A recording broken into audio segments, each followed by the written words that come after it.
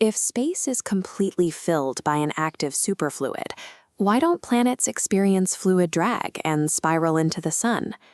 The Integrated Toroidal Syntropic Model, or ITSM, proposes that the universe isn't a collection of isolated bodies floating in an empty void.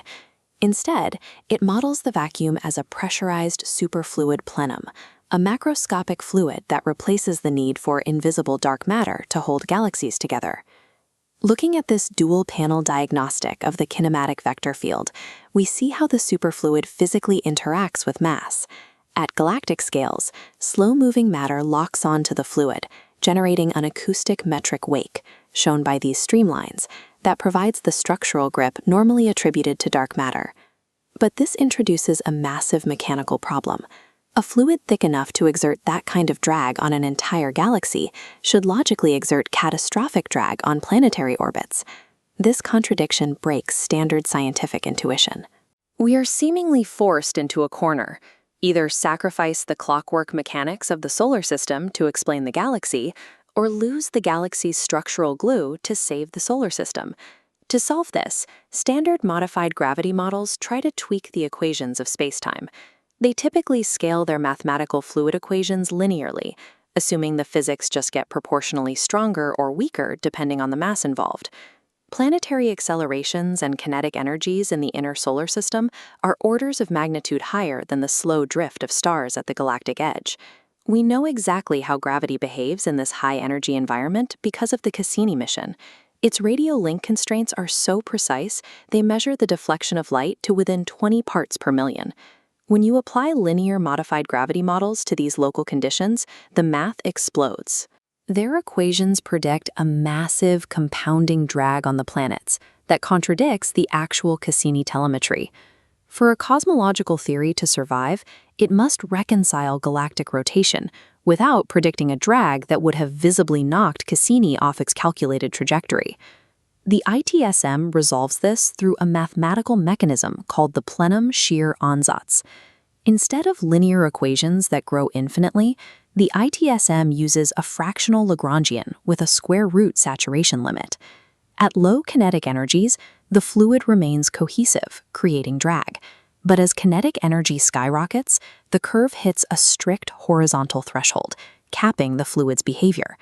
This mathematical structure acts as a dynamic switch. It grants the universal medium the ability to react completely differently, based entirely on the speed and acceleration of the object moving through it. Dive into the mechanics of that high-energy state, and you find that the vacuum drag is mathematically forced to decay precisely as 1 over the square root of the kinetic energy. This visualization tracks macroscopic vacuum drag over kinetic energy. While standard linear modifications blow right past local relativistic constraints, crossing that red Cassini limit line, the ITSM curve safely decays and remains well below the boundary. This square root saturation is a rigid consequence of the model's toroidal geometry. It is the only mathematical solution that keeps the superfluid manifold stable and prevents the vacuum from decaying into negative energy states. As kinetic energy dominates at the center of the solar system, the fractional vacuum drag naturally approaches zero, rendering the medium transparent.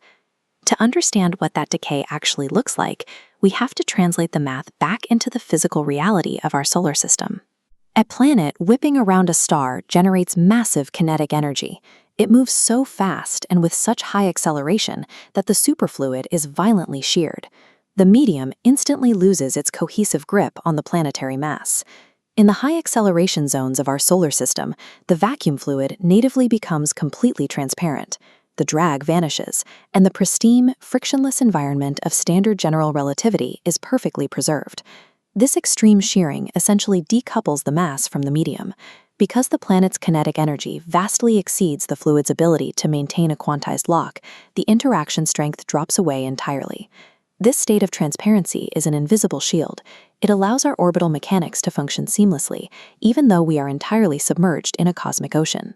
Zooming out, we see two completely different physical realities coexisting: the pristine, frictionless clockwork of the inner solar system and the massive, drag-heavy outer edge of a galaxy. The ITSM formally calls this covariant stability. A single fluid framework simultaneously provides the required acoustic wake to replace dark matter at the macro scale and the frictionless void required for planets at the microscale. This duality is achieved purely through the rigid mathematical geometry of the fractional decay, effortlessly passing the unforgiving Cassini constraint without the need for arbitrary screening mechanisms. The universe behaves as a massive, active fluid engine, yet it is protected by a native mathematical saturation limit, a threshold that perfectly isolates and preserves the delicate clockwork of our solar system.